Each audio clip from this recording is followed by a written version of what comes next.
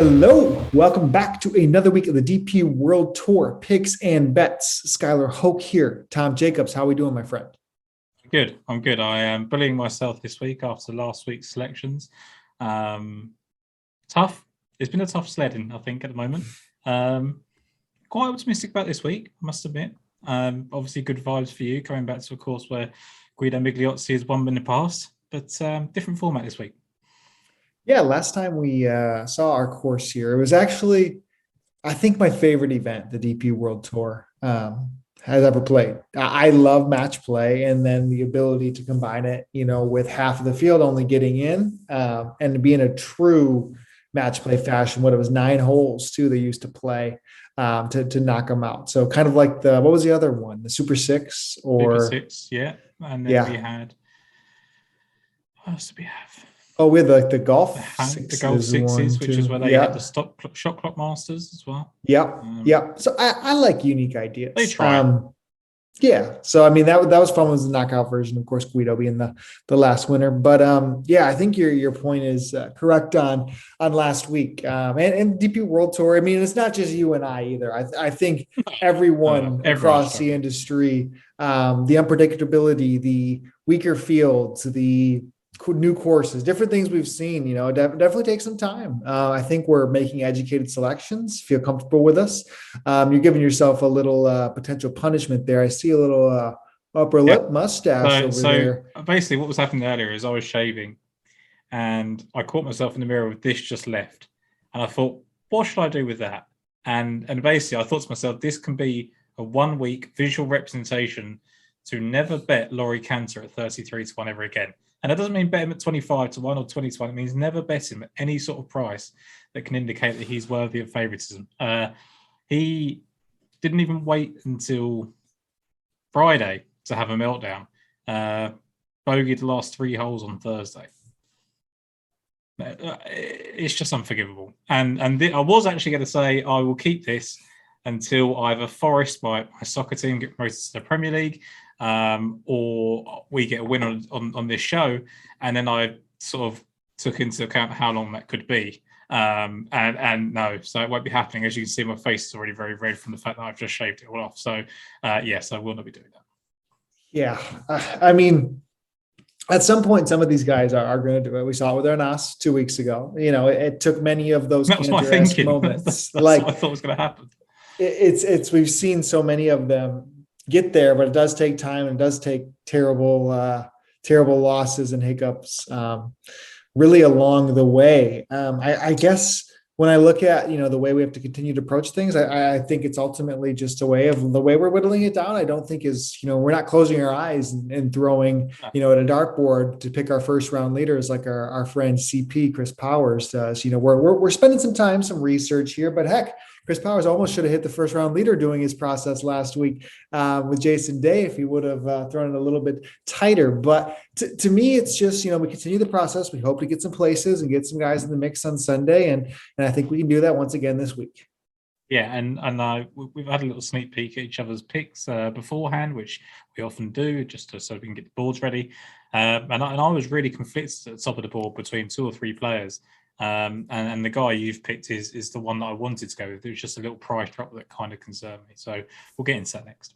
Yeah, and I maybe cannot be as price sensitive typically as I normally do. I think I have quite a few in the mid range this week. But yeah, I think with that being said, again, so Soudal, I believe, is the way we're pronouncing this week. Oh, I'm going for it.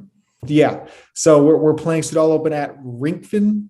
Again, I mean, if we pull up I guess let's get the details here. Basically the course that we're playing at is the shortest, like par 71 that I've seen in quite some time. We're under 6,600, is it?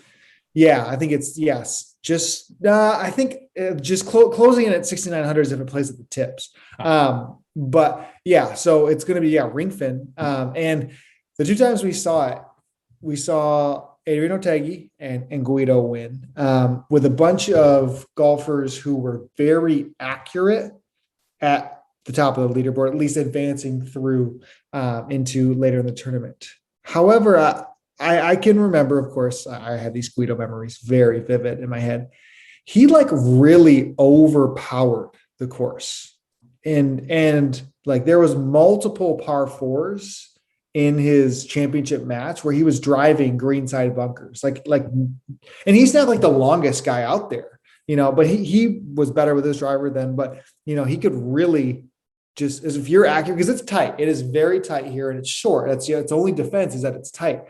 But I fear the past leaderboards might not be a representation of how it could play, because golfers could absolutely take advantage of this. And there's drivable par fours, multiple of them. There's short par fives. There's really only one long par four. So I have a fear that we might see a leaderboard full of bombers, even though the course details might not have played out that way before. No, I've got to a point where I don't want to try and rule people out the week of, right? I mean, like the Byron Nelson this week, everyone's going to kind of say that could be overpowered, and it wasn't last year. It was kind of a mix of two guys, and when I think it applies to the PJ Tour a lot more. Right, we always hear these kind of it's a bombers track, or you go to a Heritage or a Colonial, or whatever, and you don't need distance off the tee, and then Dustin Johnson can win. Like, I don't think it's necessarily needed to kind of pigeonhole it. What I would say is I think we've been able to draw some comparisons, and I'll go into those obviously with my selections based on the two guys that have won. And I think it is important that there was some stroke play action before the knockout as well. It wasn't just straight match play. So I do think we got a little sense of what to expect. But yeah, I've kind of tried not to get too hung up on the distance versus accuracy thing, because I just think it's so hard to predict week to week what players are going to do, let alone how a golf course is going to set up. Yeah, no, and I agree. And I think my explanation is more or less not whittling out the other talent type when people potentially could be. I think I have a little bit of a mixed bag when looking for it. And I think we can dive right into kind of the odds leaderboard here as I pull it up. So if you see Burned would be, I think, the longest, 18-1 in the States. Ryan Fox, 22s with Horsfield there, Peters as well. And then there's a little bit of a drop off as we get deeper into Maroc, Becker, Dietrich. I see Otegi 30-1 here. So I'll kind of cut off there. Doesn't look like any of our selections will be coming from this group as we go a little bit deeper. But still, you can make a lot of compelling arguments for these guys. Yeah, Peters opened up a little bit bigger than he is now, and I thought he was interesting. But Burnt, I think, has just been a staple favourite for however long now on the DP World Tour, and probably rightly so. I don't think that's unfair. But yeah, I was interested in Fox. So he was one of the three that I was talking about in terms of having to pick between the players, and I've gone against him in the end because I do think he's short, but he's just been really impressive ever since winning. Right, he's kept it on, but I've kind of whittled him out and left it between two now, which we'll discuss as we go on. But he would be the closest for me for Ryan Fox. Yeah, I think his game could be that overpowering type, where he has looked good, obviously won a few starts ago. He would probably be my thought of the top. I didn't hate, going back, Otegi has played exceptional golf, for a little bit of stretch there. Arguably could have knocked off a win. But, him coming back, and then you get, I guess, if you go into the next subset of golfers, I would say there's a decent amount in this 40 range, definitely in the 50s. I'm going to have a couple selections right off the top here. And I think the first one that is probably one of the more popular ones, potentially one that, you and I are both on together here, it's Victor Perez.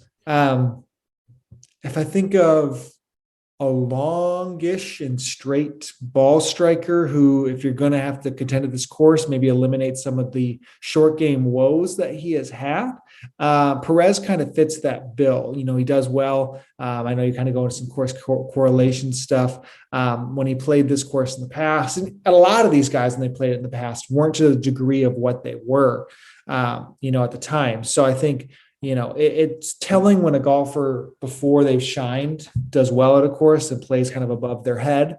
I think that's always kind of a good indicator. So go into why you also are on Perez at 40-1. Yeah, I just think his game is returning to what we want now, don't we? We had that kind of 7th place finish or 8th place finish it was in the Handa, where I sort of said to you, I think you then went on him at the Catalonia Championship, right? And I sort of said, oh, I'm a bit worried that it's going to be kind of 1 week and that's it. And then he's come right back and done it again. Unfortunately, not the week that you were on him, but T's green numbers are just improving. 7th and 19th in his last 2 made cuts. He was 6th here. They've called it 6th. I don't know quite what that equates to when you get to the knockout stage. But yeah, he was up there and played well. It was between him and Justin Harding for me. I thought Justin Harding was interesting. And one of the reasons I like Justin Harding and found it hard to kind of pick between the two was you look at the 2 people that have won here, and you've got Guido Migliozzi and Adrian Otaegi. Harding has won in Doha, the Qatar Masters, and finished second at Karen Country Club. Now, Otaegi finished 5th at Doha this year.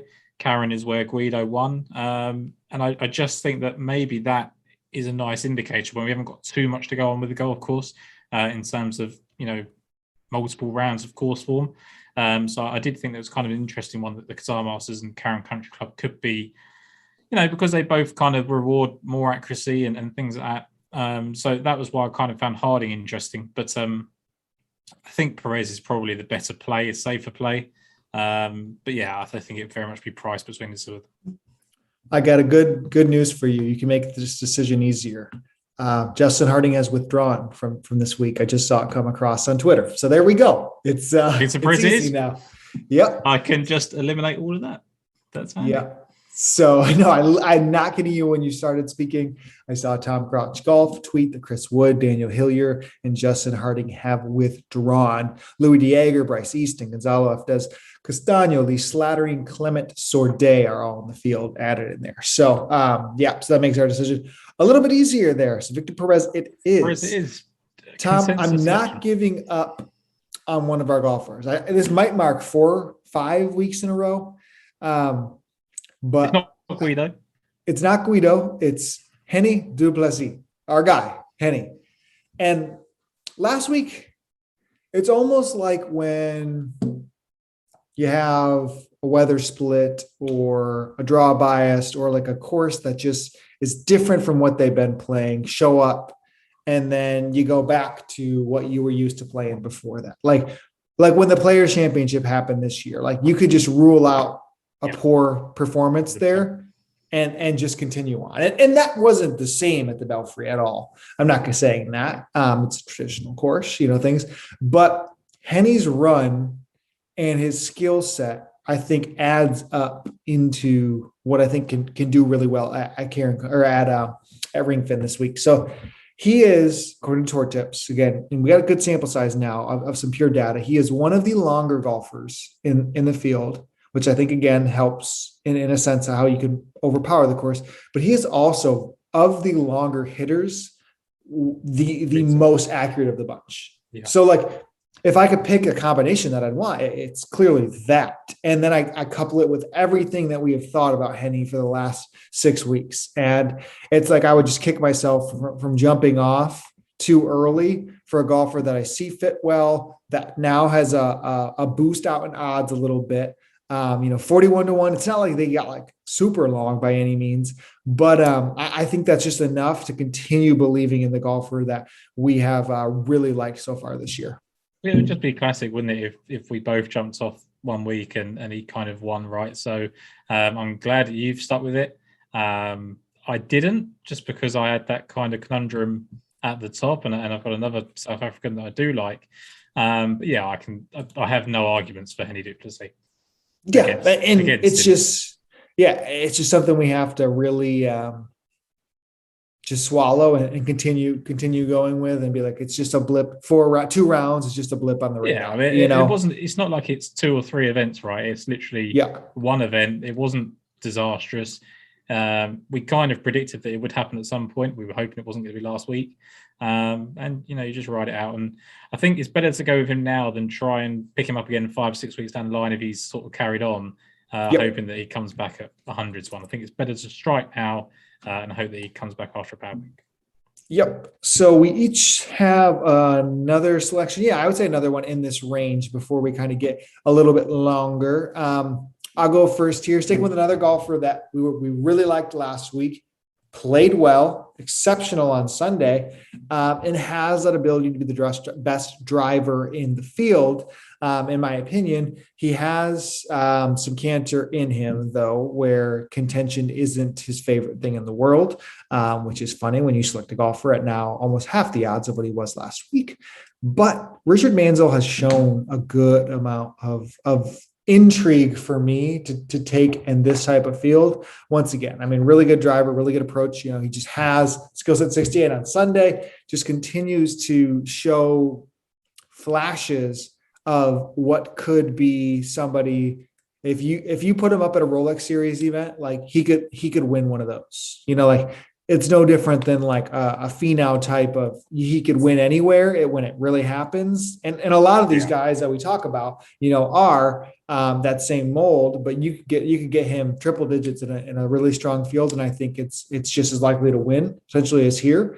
But that being said, I still think that skill set could really play out well, and 50s is enough for me to continue the form. Yeah, so he was actually the first one I wanted to bet, just because like it's been really progressive form. And I know what you're saying about the kind of contention, but I just don't think he ever quite gets himself there, right? It never feels like he's even he never even feels like he's going to hunt on Sunday. He just doesn't quite do enough. So I actually liked the fact that he was really progressive last week. I have it here on tour tips over the last 3 months. Total driving, Richard Mansell's second. He's 11th in distance and 26th in accuracy, which is, you know, really, really impressive. And to your point, Henny Duplessis was 6th in distance and 78th in accuracy. So, you know, in terms of Mansell, that's really, really impressive. It's just really hard to know, isn't it? Like, I think it's too short. You think there's enough in it because he's shown what he showed last week. And I think you just have to make a decision. And the guy I've gone for at a similar price is a more proven winner, but neither of them have done it at this stage, or this level. So it's interesting to see who comes first, I think. Yeah, no, go ahead. Make your argument for JC Ritchie. Yeah, so JC Ritchie is 4 straight top 26 finishes, 8th last week when he was 4th in approach and 13th tee to green. It's a weak enough field where I think that he can kind of step up and win. And obviously we've got kind of Wiesberger at the top there, and kind of the guys that we've already mentioned that we were picking between. But you know, I just think that he is capable of winning. I think, you know, you think of the mold of Van Tonder, you think of what we've been chasing with Duplessis, look at what Becker's been doing. Like, JC Ritchie is all of that. He does it slightly differently to all of those guys. But I just think that he is capable. He's been playing on the bigger stages, even if he hasn't, you know, necessarily succeeded. So there's it's not like it's a new thing for him. It's not like he's desperate to really, you know, kind of get himself into the fields more often. He's already won twice this year. Like, I know it's obviously in South Africa and there's a certain level of comfort, but what is that? That's like 7 or 8 wins. I think it's 8 wins in South Africa since 2017. I think we kind of spoke about this before, that he just has the winning ability, and it's just whether he can now do it in this field. But if you finish 8th in the British Masters, I'm pretty sure you can probably win. And bearing in mind his 2 best rounds came over the weekend as well, you could probably see him winning this kind of event. Yeah, no, I think that's exactly it, where you get to have a showing in a course out of South Africa where he does well that you weren't targeting JC Ritchie at. It's like, okay, like this could be full go for him, especially with some of the similarities in golfers out of South Africa that have played well at different courses like that. I think can definitely make a comparison there. Normally, you know, we really are setting up our card a little bit differently than this, where we're not as full of golfers 40 to like 60s. I mean, we're going to end up with 6 or 7 selections, kind of really okay, in this range. Because I think it's evolving of what we need to do. I think what we've tried to do is we've kind of tried to get one of the favorites that we like, and then we've gone hunting for that long shot, that because they've been events. And it's not because we're just trying to get a big prize winner, right? It isn't that. It's because there's been so many unknowns for everybody for the courses we've been going to, for the events we've been going to. The data's been so skewed that we've never really known what way to go. So we haven't been hunting for the prize for prize sake. We've just been kind of like, well, there's so many unknowns about everybody. Let's kind of, you know, I mean, Ollison was a big enough prize last week, and that was a fantastic finish, by the way. You know, I just think now that we've kind of got a couple of events now where the mid-range is where it probably is going to happen. I think I'm pretty happy to say that. I think the kind of ones that we've gone to, Perez and Bigger, are probably my favourite bets of the week. So I have got a long shot. You've got a long shot, but I don't think that's necessary this week. Yep, 100%. So sticking in the next bunch here for me, it's another golfer. It must have been 2 weeks ago. Yeah. I'm hitting these golfers, a week in advance of when they're peaking, and then I'm getting on them the next week, and that's when we kind of have that early packing it up. So Fabrizio Zanotti fits that kind of mold where I really, really did like him for the Catalunya. Like I thought we had a good chance, and I think his opening round was pretty good if I remember correctly, and just didn't go well on Friday. Comes out and literally I would say the only time we have seen irons like this out of Fabrizio this calendar year was last week. I mean, gained on average, I think it was like 1.3 strokes when you adjusted it for field strength, was really good off the tee. And that has been the part that has been lacking in his game. So, I mean, he finished 8th last week, losing strokes on the green. Again, it's a telltale sign to how good he is with that ball striking. And then he fits that mold of you play from the fairway here. He's one of the most accurate drivers on the DP World Tour. So I think that skill set playing out would be my pick of the trending bunch. That's like, okay, he could just play from the fairway and eat it up. And I think there's still 66 to 1s, even though he's not somebody who really, again, has found himself. That's his first top 10 since he did at Valderrama in the fall last year. But I just really like what he was showing out last week. One of the things I do like about Zanotti, and it's hard because I don't necessarily compare the course or anything like that, but when you look at his kind of best finishes, he won the BMW International Open 2014. That's kind of Germany, which is not a million miles away from where we are now. Czech Open, KLM Open twice. He's got 2 top 4 finishes at the KLM, another one at the Czech, like all that kind of area of Europe. And obviously this is the European or DP World Tour, but I like that region. Like I think you sort of call it Central Europe, where especially Holland and Belgium are, very comparable. And I think that's a good bonus for Zanotti. So that would be something that I would have in his favour. But it just concerns me that exactly what you led with, like you were really keen with him and he didn't do it. Then he comes back and does something, you want to go on again. And it's just a gut feeling, right? It's just one of those, like, it's just not going to happen because he's just going to not do it the weeks we're on. But other than that, I think everything kind of makes sense as to why you'd want to be on him, especially somewhere where, accuracy should be rewarded. Yep. But I think just playing out that angle is like, okay, he would be my pick of that bunch. For you, I thought there was one more before we got in long shot territory. Yeah, I have 2 more left. Yeah. Go to your next one. I have Sebastian Soderberg, and yes, he was so unlucky last week, right? Like anybody that was watching it, and it's funny. I'm not going to sit here and after time and say I knew that Olesen was going to finish eagle birdie. No one could have predicted that, especially from where he made the putts from. But just the way they kept talking about it, like, he'd finished that way on Saturday. Just what we know about Thorbjorn Olesen in general. Like, I just felt like you could just tell by Soderberg's face he was a little bit worried. And I think once he'd made that eagle on 17, I thought, we're rocking and rolling here. And I thought that was a really good sign of a real champion in Olesen to finish the way that he did. So that being said, Soderberg I just thought was really unlucky. Like, he couldn't do anything else. He was favourite for however long. Like, people that were coming in were sort of ruining their own chances. Richie Ramsey was very unfortunate. Hit one into the water towards the end as well. But he hit the ball well himself, Soderberg, 12 tee to green, 17th in his approach.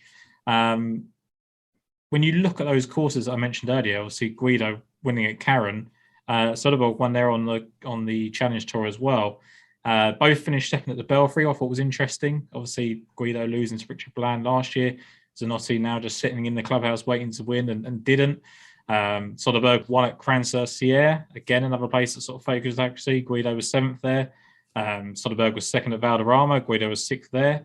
And then Otaegi won the Scottish Championship. Was it last year or the year before? And Soderberg also finished tied 9th there as well. So just looking at those kind of courses that they've gone into, I really liked that. And I just felt as well that like he's the type, I think, that once he gets a little bit of form behind him, he can follow it up. Hasn't done that as much recently, but he is a guy that I think just plays off of confidence. I'm pretty sure his last win came off I think he might have been second or third the week before. And I'm thinking back to Spain last year, he was second at Valderrama and then second at Mallorca. I think he can kind of piece these events together. I'm pretty sure he was like back-to-back at Celtic Manor. I think he had 2 top 10s where he had realistic chances to win as well. So, I really like Soderberg to keep up the form, and it's a good course for him as well. He probably should have won that one at the Celtic Manor. Yeah, I do like Soderberg. I think there's a lot of compelling conversation around him, and makes sense for it. With that, I'll make sure we plug our audio version of the podcast here. Next week's PGA Championship, there are a lot of DP World Tour players that are getting tee up. Actually, that might be why Justin Harding is withdrawn, because he is in that field for next week. Just saw, but so we got a break next week on the DP World Tour. We'll be back the following week after that. But for those that are audio listeners, you can find us at Daily Fantasy Sports Picks and Bets, the mix, available on any different platform for you there. Always love rating, reviews, subscriptions for us, goes a long way. So we really appreciate your time. And let's make a long shot here, Tom. We're not going into the 1,000 to 1 that I mentioned. Well, the thing was, man, it looked good. Like one round. I was booking a flight to France. I thought we were in. I really did too. Then I woke up Saturday morning. It was like +6. I was speaking to someone at work, and I sort of said, he's playing well. I think even when he dropped back a little bit on Friday, he was still within 4 or 5. And I sort of said, I'm just going to wake up tomorrow and he'll be, well, I'm not going to wake up. I'm going to watch tomorrow and I'm going to be 3 over through 4 and it'll be done. And that is literally exactly what he did. I think it's 3 over through 4, 4 over through 5. But he still hit the ball okay. And now he actually had official numbers. His iron play was good again. And someone had a video of him on the range as well. And they said how silky his swing was. And, it is. Before we move on to long shots, you mentioned the kind of other stuff that we get on the Mayo Media Network. And I was watching the Custody Awards earlier. And I was just thinking, if they opened that up to the whole network, would you have stolen any of the percentage of the votes based on your love for Guido Migliozzi? Like, just keep going back and back to him, because that is insanity, right? Like, to keep going to the same thing, expecting a different result. I'm really glad you didn't do it this week, because I thought you were going to do it. And I think maybe you just probably saved yourself a couple of votes if that ever did happen. It was interesting because, it could, change the outcome. Yeah, no, you're right. I would definitely pump the cussies. It's one of the best things of the literal year. But yeah, I think we just have to put our friend and just let him enjoy. Let him, take a step back and just let him enjoy. I would love to see it at this week's course. And the champion. Not financially, he is the defending champion. But I think there's a golfer, I guess a couple of them in this range. I think for me, when I'm really discussing kind of different angles that it could be, the first one, if I looked at, again, there's 4 rounds of stroke play that were, I guess, 2 each year that were played. And the only golfer to finish inside the top 10 in both of those years in the stroke play sessions was, I guess, and in the field this week is Gavin Green. And we've had our eye on Gavin Green, at least for a little bit of time, regarding just like little flashes of at least somewhat of form or somewhat of, I guess we've just been looking for life, because I feel like he's like a first round leader upside. He's got this different thing, that he can really have in him. And he's done enough. I mean, he was 6th or 5th a month ago, and then back-to-back top 25 finishes, being inside, I think 13th at the end, going into Sunday in Spain. And then he was inside the top 20 going into the last day. And then last week, he was inside the top 20 through 2 rounds. So again, not stringing it together over kind of a long stretch of 72 holes, but I don't know, man, there's just something about Gavin Green that I would think his putter can just go nuclear, and potentially at a course that he liked, he played well at. Not to say he's really fits the bill. He's decently long, but not super long. He's not accurate, but he is an elite putter. And I think there's just flashes there that lining up at this golf course could mean something for him. So that fifth place finish that you referenced was also in the Qatar Masters, right? Which was at Doha, as we referenced earlier. I don't think that's insignificant. Like, I think, Guido's played well there before. Otegi has played well at the other Qatar. He played well at that same course as well. Sorry. And I just think that's important. I think that Guido played at Education City. He finished second, right? But it's still the Qatar Masters. And then when you look at the other places he's played well, Cran-sur-Sierre, where he was 12th at the European Masters 2019 as well. So I do think that Gavin Green could go well. Again, he's another person that's played well in the Czech Republic, which is not a million miles away. I wonder if he would have been more suited to the old format. Like, I just think because he's streakier, but you can't, I don't think you should penalise him for that. It's not his fault it's changed. But yeah, I think he is a guy that is going to just do something when no one's really, like, there was a period probably 2 or 3 years ago where everyone was kind of waiting for him to win. Like, he had that kind of trendy game that everyone liked. And he's just been kind of forgotten about. I think we brought him up at Wentworth last year. You brought him up 2 or 3 weeks ago now. And yeah, I think he's probably worth sticking with. Yeah, it's just enough in there. And maybe it's, short spurts and rounds that show up. And it's like, okay, that we know if you pull it together for an entirety, I think there's more in there. It has the upside, right? Like, it has plenty of talent to do it. It's not a question of talent. I think it's course management and, just brains. Yep, for sure. All right, you got one more. I got one more. Eddie Pepperell again. It's strange because the first thing I thought about Eddie Pepperell was that you're taking driver potentially out of his hands, or the need for driver, and that was going to benefit him. When you look back at last week, driver wasn't an issue, and it hasn't been for a decent amount of time. But I think now his iron play will be rewarded a little bit. If the Qatar link is anything to go by, he's won and finished 4th there, and it seems to translate across both the courses, Doha and Education City. So yeah, I think he's worth sticking with. I think that people are going to jump off him quite quickly. He made that cut. No one performed as I hoped they would last week, but even like 48th place finish, like after that backing up the 15th that you had 2 or 3 starts ago, like, I think just kind of banking those forms, getting 4 rounds in and kind of working through the system. Now he's coming to a course where driver doesn't really matter too much. Or if he carries on playing the way he did with a driver last week, he could take advantage of those short par 4s as well. So I do think there's a certain level of comfort with Eddie Pepperell on these types of golf courses, and I thought he was a decent value at triple digits again. Yeah, I mean, it's reading the tea leaves through his tweets. Feels like there's something there for the game and continuing on over from it. Yeah, I mean, Eddie, golf's better when Eddie's playing well.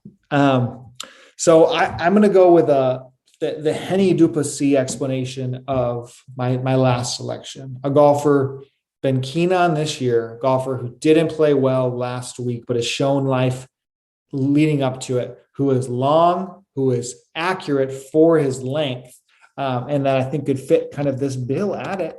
And it's Lucas Nemec. Yep. You see him go with 3 straight top 30s, goes into the last week, and he struck the ball really, really well playing at Belfry. He just could not putt. So again, encouraging sign through 36 holes, and it's like the world forgot about him. He had finished 3rd earlier in the year, backed it up 17th, a couple times out after that. So we've seen some good finishes of it, and he's just a golfer I'm not ready to quit, because I think this plays much more up his alley. So you can get 110-1 on him in the States here. So I think overall that would be just a good reasoning to not just give up when you're looking to find. I didn't just, outside of either pulling one history or one good finish, I think a little combination you could find and tell yourself a story. I didn't see myself getting deep into the 200s, 300s, 400s beyond. There's some of our favorite Safari Tour golfers teeing up this week. Greg Snow was playing. You get some of the Belgium amateurs teeing up this week. I just don't think there's a lot in kind of the shorter or the long shot range that I'm okay. Rafael Jacqueline is playing once again, but I'm okay kind of skipping this bunch and moving really into some consolidated picks between 40 and 100-1.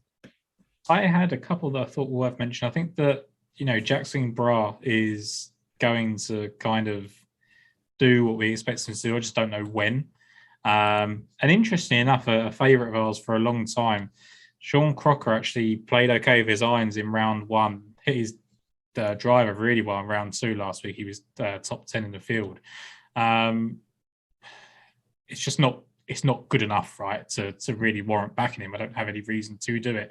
But yeah, I think he's sort of worth keeping an eye on. And then there was a guy that I remember his name kind of popping up, and it was the Belgian guys at Ulanez or Christophe Ulanez that had kind of won last year on the Challenge Tour.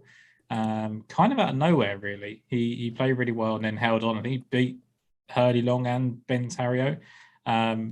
There's nothing in his form that suggests that he's going to do well here, but I just thought if you're going to have a local guy that has won in the last year, and is your kind of 1,000-to-1 shot that you do like to see, then Christophe Ulanez, or however you say it, I really don't know. He would be interesting, but I won't be backing him. It was just kind of a name that I thought was worth mentioning. Yeah, he was somebody who I think was like won his first ever challenge for a start after really ripping up the PGT in the last couple of events. Like started off 2021 so hot. You do see a couple golfers that are playing well on some of the minor league or tours around there. James Meyer de Becco has been playing decent. Christopher Bing, Yenti Van Doren. I think they priced him pretty low. Alan DeBont. These guys got starts when they played here in the past and didn't really do anything of it. Josh Geary's back. Oh, I was going to say it's good to see Julian Surrey tee it up again. He's back in the field this week, making his debut. Always a guy that love to have a little donation on because he could hit it so well and couldn't find the winner's circle. But I do think it's you. Go ahead. I got one more point for you. I'm pretty sure James Dupree is playing in the PGA Tour this week. Yes, which would be interesting. I don't necessarily expect him to do anything, but if you want a big bomber, then they don't get bigger than him. So James Dupree will be playing the Byron Nelson. So with the PGA Championship just announcing the field, what do you think? So I mean, we look at guys that are at the top of the odds board here. Oliver Becker. Well, so Peters and Byrne knew they were. So they're choosing to play here for a reason, But Becker, Van Tonder, Harding, Fox, Horsfield, all just announced that they're in the PGA Championship. Some of those guys were beyond the ranking qualification to get them in. The field extended and they cut it off at the 120 ranking. So, or like 114 or something like that. So like Adrian Meronk is the first ranked golfer who is not in the PGA. He'd be the first alternate, I believe, next week. So again, there's probably a decent chance that he gets into the field too. Do we see anybody also withdraw? Harding already did. Yeah. And then, do they play the same knowing that they're off to Oklahoma in five days? I guess that's pretty interesting. I never really gave any thought about, so potentially I think that can be a little bit of an issue. Adrian Meronk would be interesting because he's a guy that I think would be looking forward to kind of testing himself at a different level to what he's been at before. Obviously, like you say, he's not in yet, but Oliver Becker could definitely play kind of on his mind, right? Like that's a huge occasion for him and a reward for some really good form. But yeah, I haven't really given it too much thought, I'll be honest. It just came out, so it's just interesting to ponder that maybe we see a couple other withdrawals or maybe we see some guys. I would say with that news, as soon as you see this and, hopefully get your bets on because there is a good chance that those guys do come out. And especially with someone like Victor Perez, who's becoming a little bit popular anyway, I would probably put that bet on. Yep. Cool. So with that, let's review our selections here. You go first. Yep. So Victor Perez for me, is he still 40-1 at the moment? In the States, you can find a 40. Yep. Yep. So that's good. JC Ritchie, I believe, was 50-1. Soderberg 80-1, and Eddie Pepperell at 100-1. Were the ones for me. Perfect. I have Victor Perez as well, 40-1. Henny Duplessis, 41. Richard Manzel, 50. Fabrizio Zanotti, 66. Gavin Green, 100. Lucas Nemec, 110-1. Tom, let's get a winner this week. Let's get some guys in the hunt. Let's do something that we should do at some point, right? Like I don't necessarily think it's something we try and avoid, but we seem to be able to do it at the moment. I seem to be allergic to a winner, and allergy season is kicking off as well, which is not the greatest combination. But I think, like you said at the top, Sky, in all seriousness, like it is so hard. Like even the very best amongst us of, tipping winners, the DP World Tour has been difficult. I think the PGA Tour is kind of running true to form. I think, if you're kind of switched on, you can, go well there. But the DP World Tour has been a mess. So I think he's going to get better from here on out. Hopefully, especially when, the Open Championship and that kind of time where we've got the Scottish and the Irish and things like that. But I'm looking forward to that patch because I think that's when we can really go into our own. Yep, absolutely. Well, perfect. Well, best of luck, everybody, this week. Again, no show next week, but we'll see you the following. And good luck. Oh, wait, go ahead. Oh, do not unsubscribe for seeing this, because do not fear, this won't be here next time you see me. So don't quit on us just because I did this. This is self-punishment for Laurie Cantor. And so I can watch this back and go, why did I do that? Oh, it's because Laurie Cantor was amongst my selections. If we hit a winner, are you going to keep it? If we hit a winner, I'll have this forever. Okay, there we go. You heard it. It's in writing right there. Write that down. Diamond Boy's going to have this forever. Once Henny Duplass. No, Henny. We want Victor Perez since we're both on. Yeah, Victor Perez would be nice. Yeah. Yep. Perfect. All right, gang. We'll catch you next time. Thanks so much.